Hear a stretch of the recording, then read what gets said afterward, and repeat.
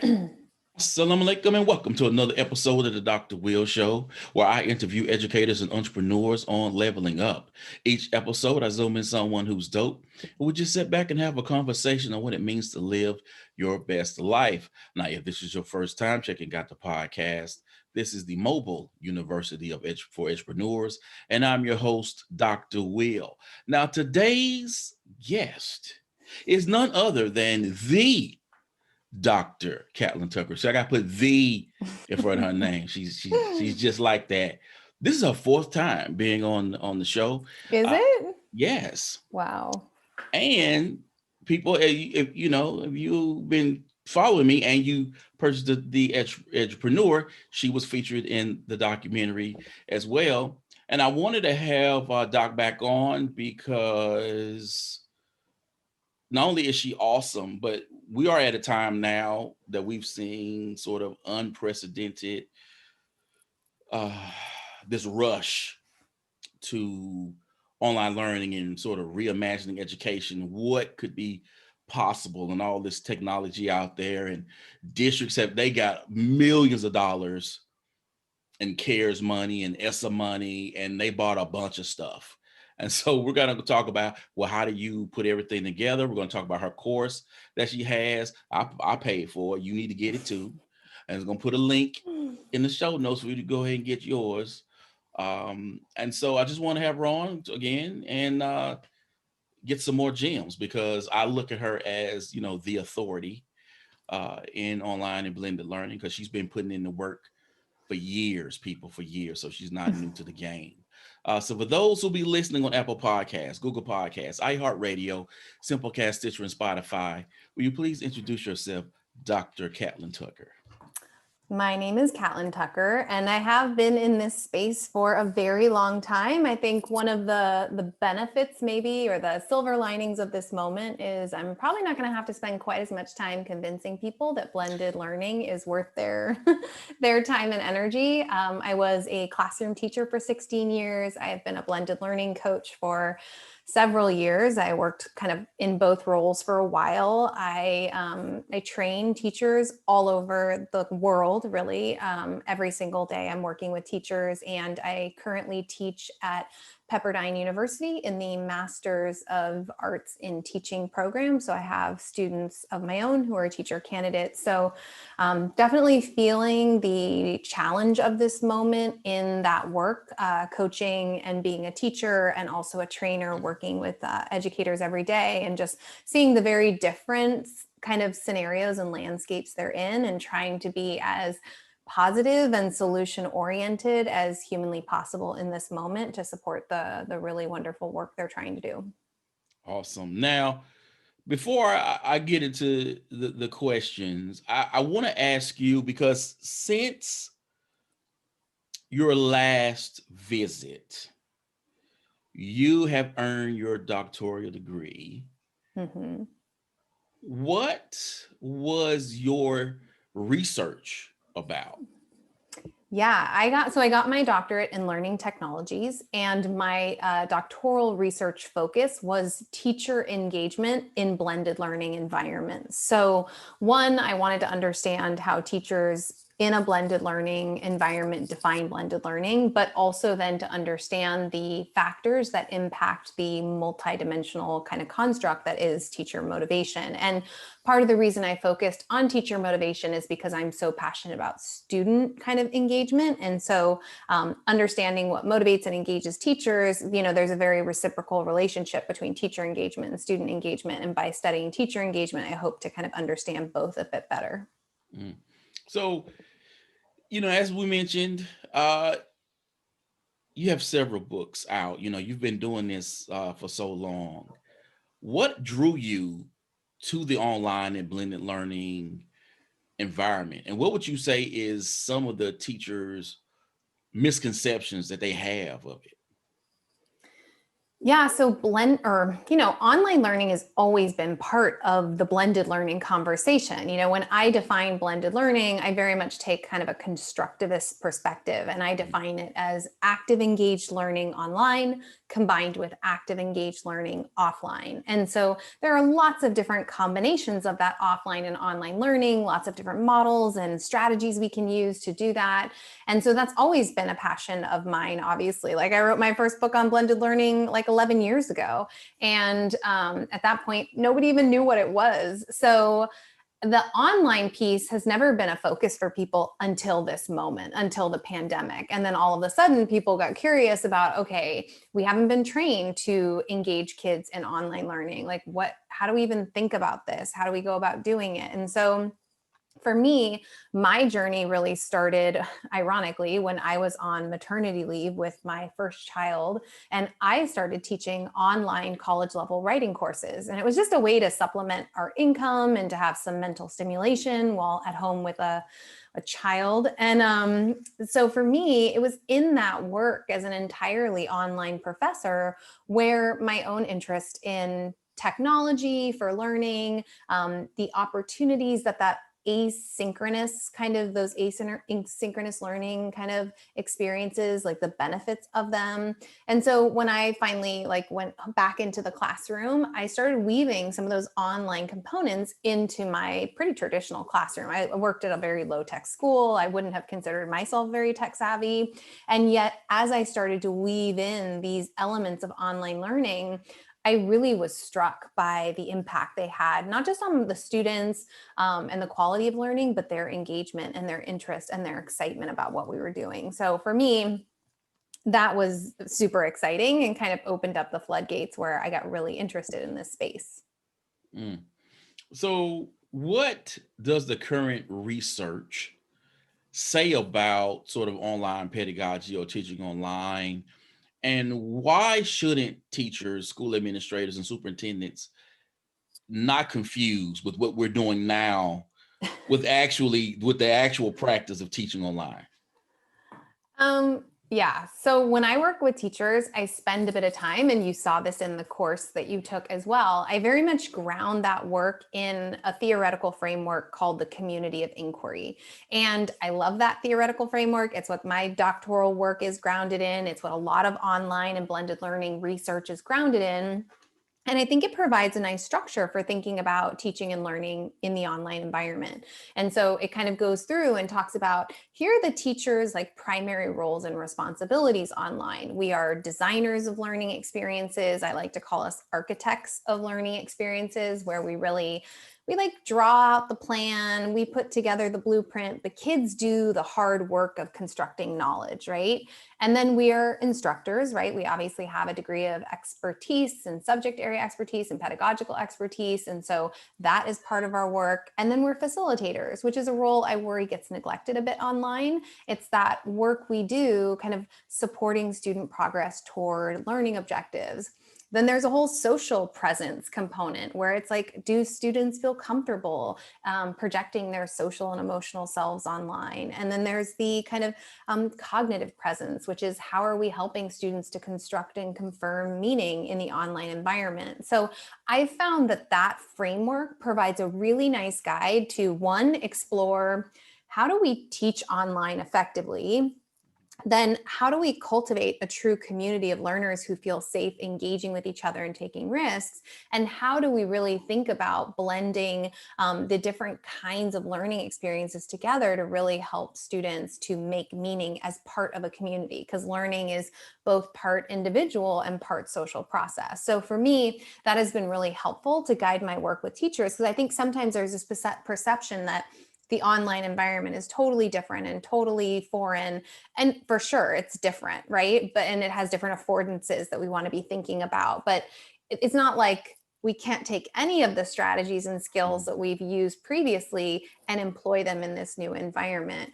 But I do think, unfortunately, the shift online was so sudden. Teachers were not trained to feel successful, to develop a sense of self-efficacy teaching in that environment. And so there was all this negative media and news about how awful online learning is. And I was kind of like, hold the boat. Online learning is not for everybody, but there are Yes. definite benefits to online learning. And sure, students need a higher degree of kind of self-regulation skills, so that can be kind of problematic. Those are things they Mhm. have to develop, but it also allows them much more autonomy and agency and control over the time, the place, and the pace of their learning. And for some learners, that can be really beneficial. There are some students thriving right now, even though I know that's not the narrative that we're hearing, and it's not by any stretch of the imagination all or most kids, but for some kids, it is working well for them. Mhm. And I agree with you. You know, you hear all this stuff in the media, and then even on Twitter, there were just so many teachers who were just, oh my gosh, I hate teaching online. This, I this, know. this. And I was like, please, please stop it, please. Because first of all, like you said, I agree that it is not for everyone, right? But I was talking to a principal in our district last week after doing a school of G4 administrators. It was about hoping that we move forward with some sort of online classes available next year, etc. Because I do know that we have kids who are thriving right now. But we also know there are kids who are not because they need a little more hand holding. And then we also have teachers who, quite honestly, they don't know what they're doing in doing what they're doing because they're trying, as you say, you alluded to earlier, I do this way. Now I'm going to do it this way. And I try to tell teachers, stop. Like I told you, like it's above me. You do what you want to do. You do what the administrator say you do. But I'm telling you, do not get on a Zoom call for 40 minutes. I said, because your kids at some point in time are going to zone you out. They're just going to zone you out. This is going to be truth. Because who wants to be in 8 Zooms for 40 minutes all day? Yeah, it is problematic to take the exact strategies you've used in Yeah. a classroom, especially when it's that whole group teacher-led direct instruction, and kind of plop it in the online environment. A big area of focus for me is to think intentionally about what makes sense in a synchronous mode, right? And Mm-hmm. those are the things that, whether it's video conference or in a classroom, where we benefit from human connection, social Mm-hmm. interaction, being part of the community. So being thoughtful about, well, is this learning activity going to benefit from those things? Or is this learning activity actually going to benefit from the learner having more control over time, place, and pace? And if so, maybe figuring out how to couch that in an asynchronous mode. So we're not kind of dragging them all along at the same pace in a single lesson that, like you said, when you stack all those periods on top of each other over the course of the day, I mean, I see my own children. They just, by the end of the day, they look like zombies, and they're both in a K-8 and they've been online since March. Yeah, I've seen pictures of kids are like this Yeah. online. I'm like, woo, like they wore that kid out like he's been working out, like. Zoom fatigue is real. I mean, I spend enough time on Zoom every day to know that, man, it just takes it out of you. I'm like, wow, it's tough out there. It's tough out there. So your course, again, people, go get your course. Okay. It is so dope. It is getting started with blended and online learning.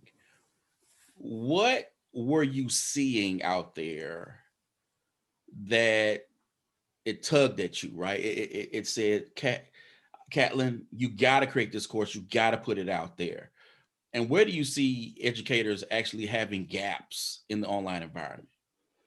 Yeah. So honestly, I had never actually considered designing a course before, even though I love curriculum design. I think the design part of teaching is like my favorite part of it. So, but I got just this flood of inquiries and people. I said, Catlin, like whether it was individual teachers or districts or departments that were like, we need support. We don't know how to do this. And I felt terrible because by the time we got to mid-April, I was booked through the summer. I didn't even have like hardly any like 30-minute windows of time to jump on a call with informally with a group, let alone facilitate another training. And so I thought, gosh, and I was working on like the final part of my dissertation because I defended in July. And I was like, I have to do this. Like, I have to be able to say, I can't actually support you live right now because I'm so booked up, but here's this other option, because people were just really desperate for resources. And so, what I did is I framed it around this community of inquiry. And so we talk about, okay, teacher role, let's talk about designer. And I think one of the things that's been overwhelming for teachers is it's like, it's just not possible online or in a blended hybrid schedule or a concurrent classroom for teachers to cover just the volume of curriculum that they're used to covering. I can't tell you how many conversations I've had with teachers where they're so hard on themselves. They're like, man, this time last year I was at this point in my curriculum and now I'm barely over here. And I'm like, let's start from a place of intentional design. Let's do some basic curriculum mapping, even though Mhm. curriculum mapping is not like everybody's idea of a good time, but it creates that kind of focus and the frame and the intentionality. So that it's like, okay, what are those target standards, those priority standards and skills? And how do I build meaningful learning experiences around them that have continuity from instruction to learning activities to assessment?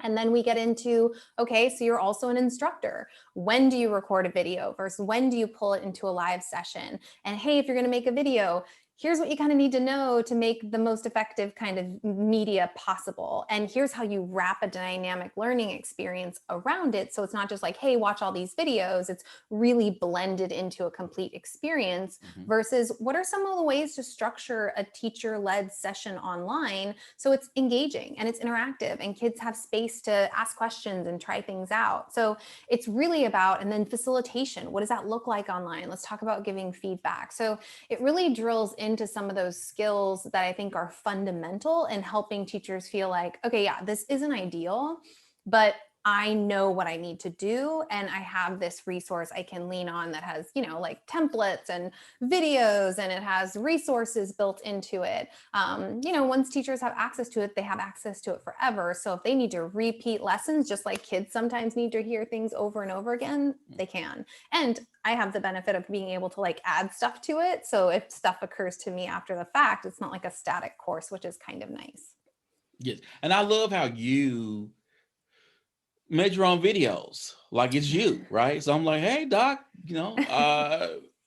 because one of the things that, when I work with our own teachers, and I say, hey, my recommendation is for you to make your own videos for modeling, because Mhm. we use gradual release, and so that's how I work with our teachers within Schoology, because we're going to do a gradual release, how we do this here. So, and some teachers are kind of like, what do you mean make a video? And I say, well, I know you're recording your Zoom, but no one is going to go back and watch a 40-minute Zoom. Your students Yeah, aren't it's a going to lot. do it. You're not going to do it. And your administrators aren't going to do it either. So if you make, a 5, I said, please no more than 10 minutes of a modeling, right? Where you can really go over that standard and that strand. Your students have you to go back and they can watch their videos many times they need. And for parents who may Yes. be watching and say, wow, I need some help with this math or whatever, they themselves can go back and watch it and learn it. And it's not pulling in a Khan Academy video. It's not pulling in a video from YouTube. And not that those videos can't be useful, but those videos aren't you. And they're not Right. teaching the way you teach. It's not your voice.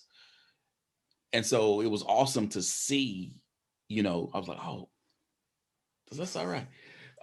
Because teachers, some get, I guess, intimidated or something, Oh, yeah. Well, about making a make it. video. Yeah, go ahead.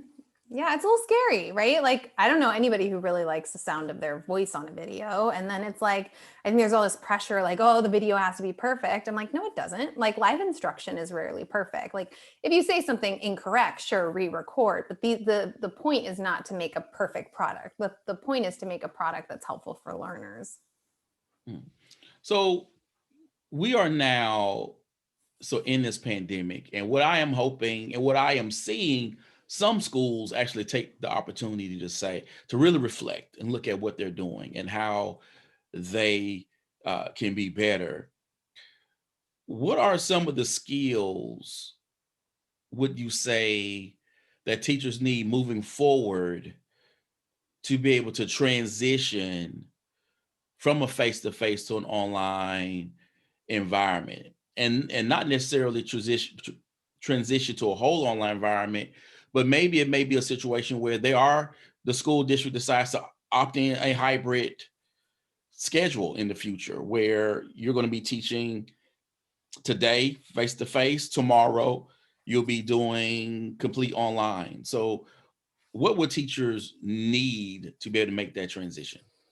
You know what's funny? I know you asked specifically about skill set, and I think I get brought in a lot around skill building with teachers in relation to online learning kind of approaches and then blended learning.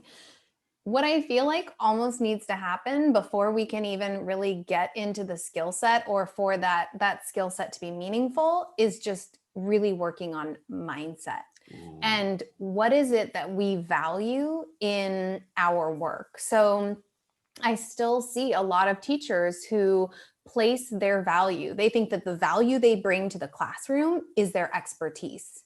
And quite frankly, Google knows way more than I know about just about anything. And if I think my expertise is where my value lies, then all this technology is really scary, right? It's kind of threatening.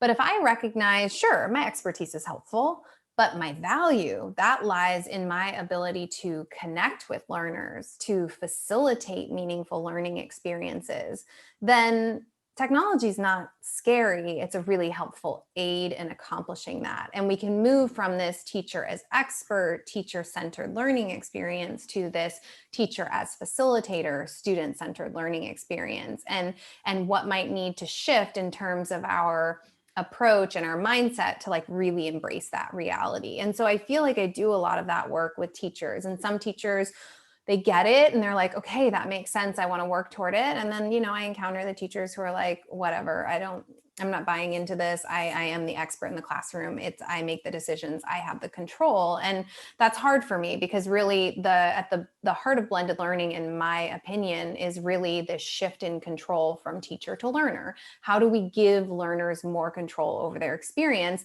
And then that's where we get into what I think of as our skill set, where yeah, we might be online now, we might be in class in the future, we might be on a hybrid model. There's no way to know what the future holds. None of us could have known 2 years ago we would be in this situation. And so I think instead of feeling like, let's just survive this moment so we can go back to the way things were, acknowledging that, quite frankly, the learning and teaching landscapes we are going to be navigating now and into the future are going to be more flexible. And we need to develop skill sets that allow us to successfully navigate those flexible learning environments. And it's been fascinating for me that, some of the blended learning models that I've been training teachers on for a decade, like the station rotation model, when we went online, nobody was like, oh, station rotation, that makes sense, because they were thinking station equals physical space in a classroom.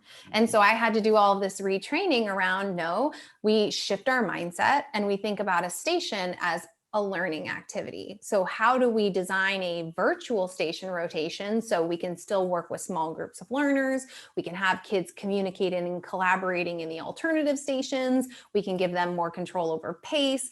And so it's been like thrilling for me on a personal level just to see how incredibly flexible these different models are and how beautifully they transcend any single learning environment. But again, we have to be willing to let go. We have to really prioritize that differentiation and path toward personalization and giving students more control. And it is a big shift. It's a big mind shift. And then at the very top of that pyramid, so mindset, skill set, is the tool set. Then we kind of can talk about what tools can we use to get some of this stuff done. And unfortunately, I think a lot of times the focus is on either the skill set or the tool set. And I'm like, wait a second, nothing's going to change if we don't address the base, which is our mindset. I hear you. I hear you. That's the toughest thing for me to do. Oftentimes I've told people the easiest part of my job is to show you how to click a button. Mm-hmm. The most difficult part of my job is getting teachers to see the why, and them examining themselves and what their own ideas about education really are, right? And I really love being able to sit down when you talk about the station rotation. I had a great afternoon. I was with Miss Jones in her math class, and she would say, "Hey, show me how to do breakout rooms." Oh. Right. And I said, "All right, girl, come on." And we sat there. And as I showed her how to do them and maneuver her kids around, then I said, "You know what? Have you heard of Jamboard?" Mm-hmm. Then we started working with Jamboard on how she can then do her rotations where kids go through these different things with Jamboard. And she was so excited. I love that. Right. And so I was like, yay. And then she actually started, using it and implementing it and making her own changes to it. And I was like, this is why I get up and do what I do for these moments when teachers are really excited and I can show them how they can be themselves, but better in an online environment. And that brings me joy. Oh, yeah. It's those things when people go, when you like, they do this. I'm like, please, please. I know. I get both of those. Today I just had a session and a woman stayed on because I said, "Well, I want to honor your time, but if you have questions, you can stay." And she just said, like, "Thank you. You're making this feel like it can happen, that it's Yes. doable." And she was in tears because this has been so hard for a lot of teachers. They're missing that connection with kids. They're feeling like everything is new and a little like unfamiliar, and they went from having maybe that 30 years of expertise of how to run a classroom and they've been thrown online. And then I ran a training earlier this week on concurrent classroom, and I the only way I can imagine doing that and feeling at all like I was being effective is with blended learning models. And somebody wrote in like their takeaway, like, "This was not helpful for the concurrent classroom." And I was like, clearly there's a disconnect between kind of how I envision running a classroom and leaning on these models and what this Mhm. person is imagining when they think about these two groups of students simultaneously working in class and online. So yeah, I have the same experiences where it's always hard when it feels like didn't hit for somebody, or they just aren't ready to kind of hear some of this stuff. And then Yeah, yeah. it feels so good when they light up, or they're like something makes sense for them and makes it feel like, okay, I can do this. So I want to get back to your course because your course is put into different modules, right? Different sections and everything. Mhm. So for those who have not experienced the course, will you walk us through what they are and what they will see once they purchase the course? Yeah, I actually have two of them, FYI. I have an I know you have the advanced. advance. You got the Yeah. advance, yes. So in the getting started one, we do begin from this place of design, and how do we design for a blended and online learning experience for students. And so we go into things like that curriculum mapping exercise. We talk about our role as instructor. There's a module all about kind of online instruction. So, whether that's asynchronous flipping with video and how to create video content, how to wrap it in meaningful learning experiences versus that live piece. I have a module on discussion, and I'm so excited that we teach in a time where like even littles, they can get on Flipgrid, they can have a video-based discussion. Like watching a bunch of second graders have a discussion on Flipgrid is like one of the cutest things I've ever seen in my life, versus a text-based asynchronous discussion, right? Where, you're engaging kids in your learning management system. I don't know if you shared it with Miss Jones, but I did add a bonus module, and one of the lessons in there was all about maximizing productivity in breakout rooms, because I know that is a huge issue for teachers right now. And then I have a module that introduces some of the blended learning models like station rotation. I go into the playlist model. I share templates in case people want to get started. I talk about the 5 E's instructional model. And so they're kind of like just intro lessons to those things that people can start trying them out. And I have a module all about helping students to, that social presence. So really there's like a bunch on the teaching presence. There's some on the social presence about how do you develop community and get to know your students and help them get to know each other and develop that comfortability of engaging online. And then there's that cognitive presence where I really talk about the different models and the ways we might want to do it. But then as I took a step back, I was like, those lessons about those models, like I want to also provide the deep dives and like hold my hand step by step. Let's create a station rotation. Let's create a 5 E's. And that's why I ended up doing the advanced version, because each model or each module is a deep dive into a model itself. So, but I do think that getting started provides that nice foundation on which teachers can really build. Wow. Okay, Doc, I got to get that. I got to get that advanced one. Because I'm always, trying to up my skill set Right. to do the work that I am doing. When we look at teachers and some of them having sort of resistance to change, what can school districts do? How can I ask this question? When you're looking at whether it be school leadership, the academic coach, or the instructional technologists who are working with teachers who will say, my test scores are X, Y, and Z. Or as you alluded to, I am the expert, which I will tell any teacher, the moment you email tech and say, can you cut off this because kids are Googling X, Y, and Z, that should be your number one indicator that you are not the expert, because they're going to get the information somewhere else. But they need to unlearn, right? They need to unlearn certain things in order for them to make that transition or to begin the process of adapting to what we see now. We have kids, by the way, that we all know, they're different kids, right? These kids aren't growing up with the VCR. They're barely growing up with a DVD player now because of streaming, right? And touch devices. So we have different kids coming into the classroom. Their expectations are different. Their levels of sort of concentration is different as well. What are some just baby steps, right, that schools can work with those teachers who are resistant? I'm not expecting anyone overnight to just become a brand new person, but just to take a few baby steps. What can be done? Okay, before I answer that question, it is so interesting that you talk about the change, like the different reality these learners are growing up in. So I just finished writing a book with Katie Novak, who is this universal design for learning expert. She's just super dynamic.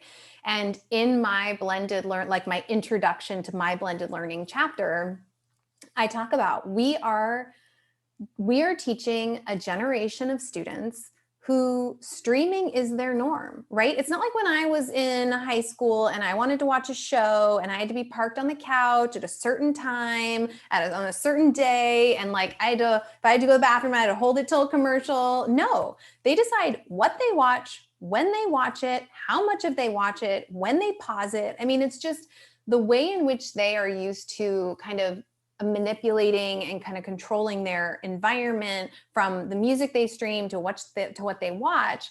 And then they come into classrooms and they have no control. It's like, no wonder so many kids are like, what's this about? Like, this doesn't feel relevant, doesn't feel anything like the rest of my life. And so it's fascinating that you say that. So in terms of supporting teachers, I do think there's a lot of fear right now.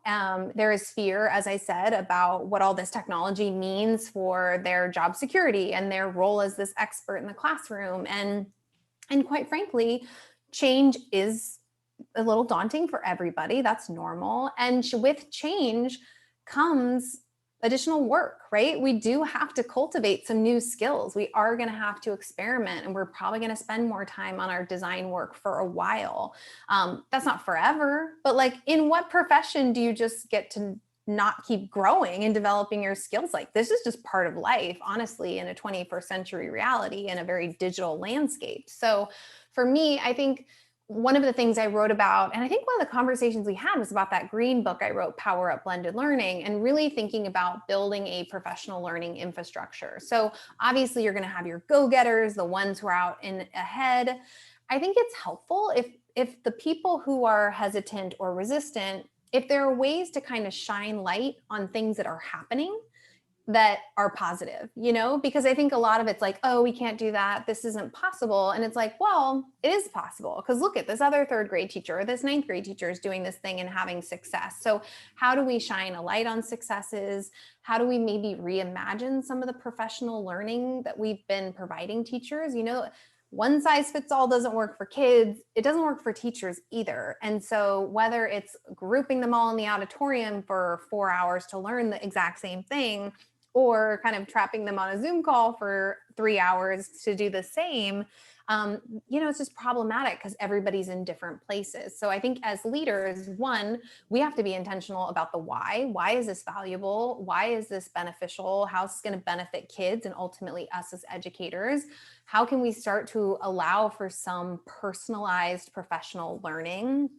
And then how do we leverage the talent that's on our campus, shining light on little pockets of wonderful things happening, because they're always happening, but often we're so kind of siloed and so, busy with our own work that we don't get a chance to share or see that in our colleagues. So those are some of the things that I think about when I think about how do we move some of those more resistant teachers. So in our district, I offer online PD modules in Schoology, which are self-directed. Of course, I do live webinars with teachers. I come in, I'll do a face-to-face, the one size fit all during the planning periods, but I also, teachers can either individually schedule a training with me or as a team, in which now if I'm working with a third grade team, we're going to be doing something specific to them. Mm-hmm. I'm also recording teachers. That's great. Who are doing awesome things in their classroom. And we have a shared Google Drive folder where all of those videos are going through, it could be like ELA, math, science, social studies, and then other teachers can watch other teachers in the district teach. Mm-hmm. And we have Teacher Tech Thursday, in which every Thursday a different teacher does a live webinar on how they're implementing technology in their classroom. So they're giving tips and tricks and talking through what they're doing. So that's what's happening in our school district right now. That all sounds great. I wish everybody was doing that. And I think that PLC work, that's that teacher-centered, teacher-led kind of inquiry, investigation, design work.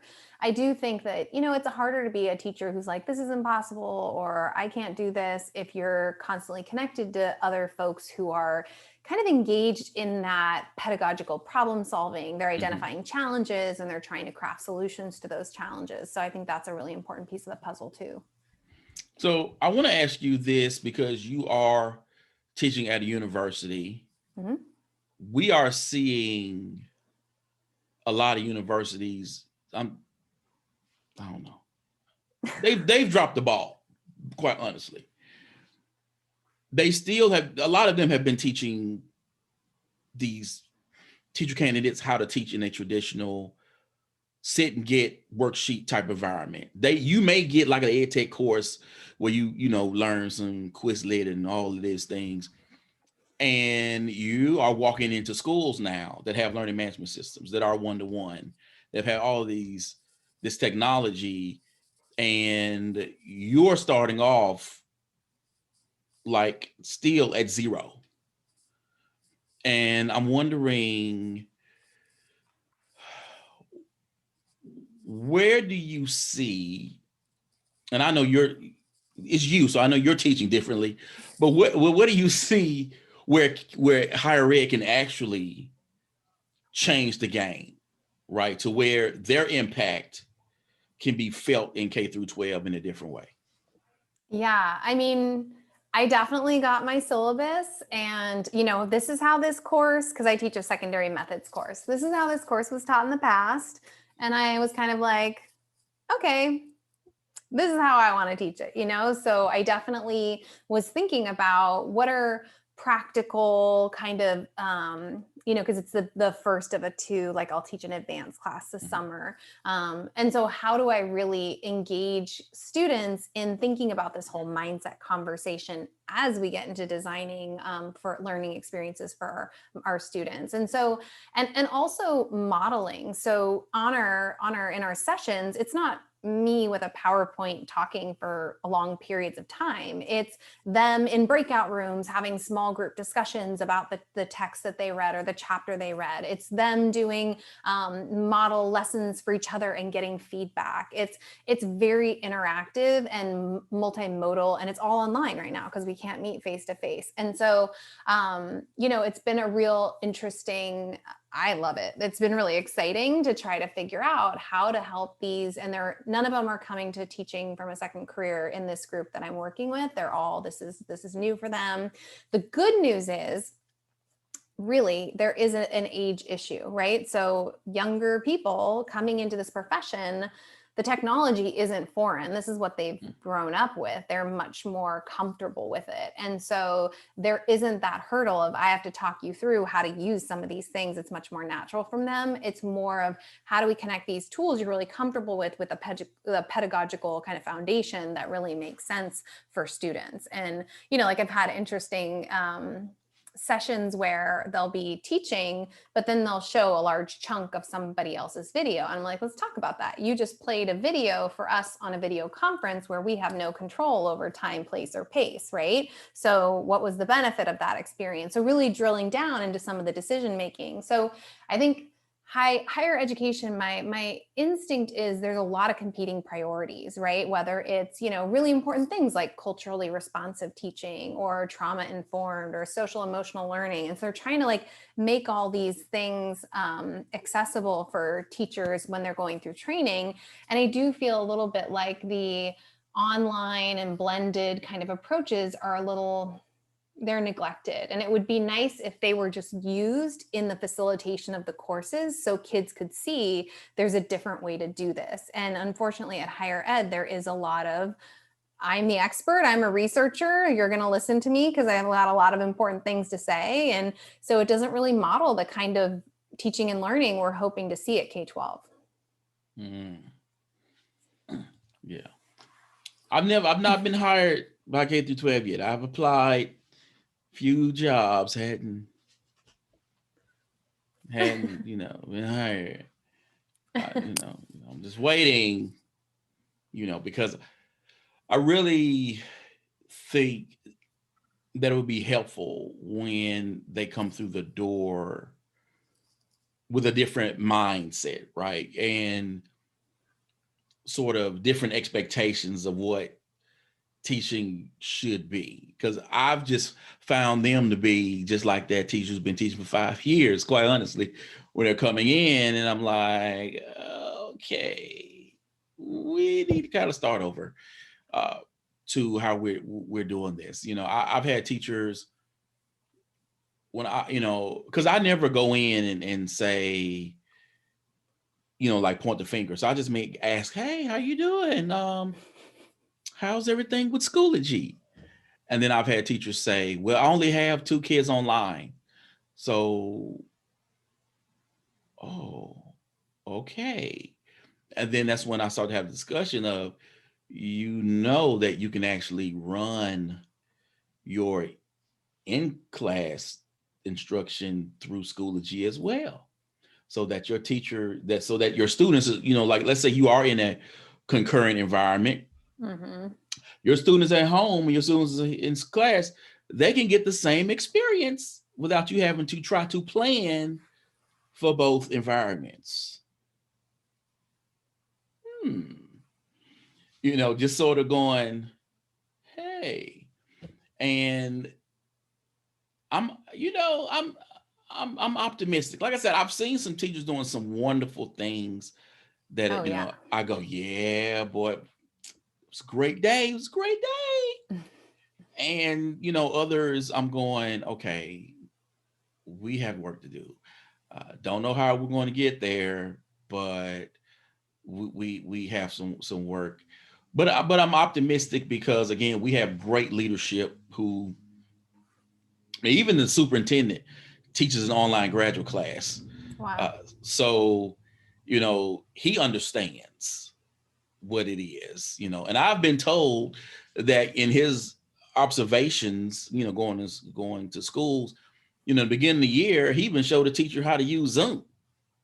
That's So great. I'm Super like, hands-on. yeah, I'm like, go ahead, Doc. So we have the leadership in place that I believe things are going to move in a great direction for us. I'm just kind of seeing like, okay, what's going on? What's going on? So before we go, I want to, what do you, post pandemic, where do you see this, what we're doing now, actually being intentional and refined and part of the fabric of K through 12? I mean, I wrote in my dissertation, one of the things I said that I would love to see states exploring or re-examining is this idea of seat time. Like, because you sat in this seat for this amount of time, you learned something, right? And thinking about more flexibility. And maybe that's just choices or, options for kids around, if I really like online learning, can I opt to take some of my classes that way? Or if I want to blend the two. And my hope for teachers, so I hope there's more flexibility and student choice and that we can accommodate that without it being really messy or forcing us into a scenario like a concurrent classroom to accommodate that, because I think that's really hard for teachers. But I do hope that all of these skills and tools and maybe some of these mindset shifts that have occurred, I really hope teachers don't just throw them to the side when we move back in classrooms, but instead have maybe enjoyed some of the benefits of working with small groups, of really thinking intentionally about this whole idea of what makes sense in a synchronous mode versus an asynchronous mode. And instead of, my hope always is I want teachers to have lots of models and strategies and tools in their teacher tool belt. And hopefully after this situation, they will have more to draw from, which will allow them to feel more effective and to better meet the needs of what are very diverse classes. That's not going to go away ever. Awesome. Thank you, Dr. Catlin, for coming on and again gracing us with your knowledge. Well, thank you for having me. You are welcome. Now, people, you know how I do this. This episode will be on Apple Podcasts, Google Podcasts, iHeartRadio, Simplecast, Stitcher, Spotify. I need you to subscribe. I like the stars. Can I get some comments? Can I get some reviews? Because I'm trying to be found. And I'm also trying to get Oprah on the show. And I want her to know that I'm doing big things around here. Again, I'd like to thank my guest, the Dr. Catlin Tucker, for coming on and dropping so many gems. And I thank you again for checking out another episode of the Dr. Will Show, the Mobile University for Entrepreneurs, now in season 7, people. As always, people, invest in you, EDU, peace.